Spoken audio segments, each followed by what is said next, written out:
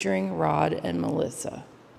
Rodney, Melissa, thank you for taking the time to be interviewed. It's the first question that I have, and probably everybody in the congregation would like to know, is why you wanted to join the ONA team. Well, I felt a little coerced into this situation, a little pressure. However, when I stopped and thought about it and we talked about everything we stood for, I have a gay daughter. I have biracial grandchildren. Their father is hearing impaired. He's deaf. My daughter is an interpreter for the deaf. Oh, I'm a CNA. When my father died, I was in a very bad place where I just could not continue working the job I worked. I felt that life was more important than just a skip stitch. I worked for a sewing factory. And after my father died, at the end of his obituary, I saw an advertisement for a CNA and I read it and I thought, that makes more sense to me. If somebody's going to get that worked up, I'm going to do that. I'm sorry, I don't mean to interrupt, but what is a CNA? Certified Nurse's Aide. Okay. So I worked at Centercrest. I also have a disability, a reading disability. I struggle with that, and spelling, it's very bad. So I would never be a nurse, but I could be a CNA from what I read. So I'd always tried to be the best CNA. If you need help, I can help.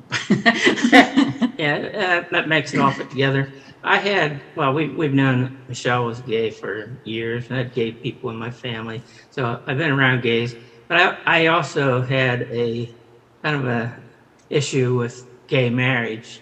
I did talk to the pastor about it, and she brought me to the opinion that love was more important than semantics, and interpretations can vary over 2,000 years. From hard to say what the original meaning was. So, and when I look at Casey and Michelle, there's no doubt that they have love between each other. So that was one reason. And of course, I have all the same grandkids and former son-in-laws I do worry quite a bit about Jaden and Brianna, especially Jaden, because he has a bit of a temper, and I just not sure where that could lead him at some point if he meets up with the wrong guy, a police officer or whoever. So for those reasons, I've been interested in trying to improve my my whole outlook on this issue. Okay, great. I have to add one more thing. Our daughter, Michelle, the one that's gay, teaches at a Black inner city school with inner city kids.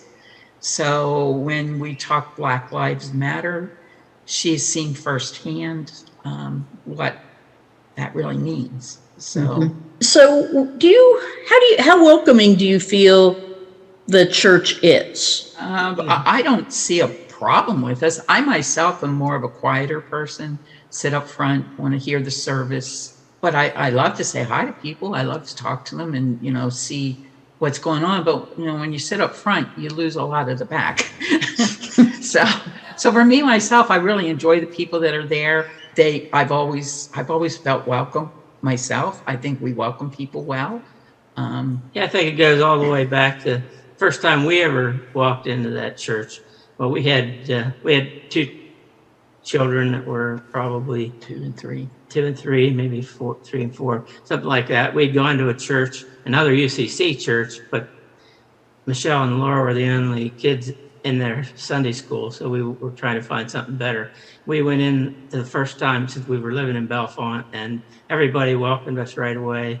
Lois Beckenbaugh's husband, Gene, came up to us. He led us around the church, showed us everything, and it was just like we had been there forever. We made the commitment to try to participate in everything that we could, and in no time, we were full members. Fully included. What would you like to say to our church family about what the ONA team is doing? That we're really trying to be open and let the congregation know what we're doing, so that if they have opinions or if they have questions or if they have needs, they can let us know, and we can really try to address those things to help them feel like they belong. I think we want the church to know that we aren't trying to make a whole lot of changes. We're just trying to make everybody aware of the things that are important to us and hopefully important to them also. Would like to somehow invite them to help to participate. If they see that there's a group of people that aren't being represented, please, by all means, let us know. If you'd like to reach out, if you have skills that can help us with these things, let us know. This isn't something that you're going to do every single Sunday. These are just, situations or people that come in, and we need to try to address what they need at the time. So if you have something that you can give to the whole, why, please let us know. Maybe we can, get information from you, or even, coerce you into participating. Just like Melissa. Just like me.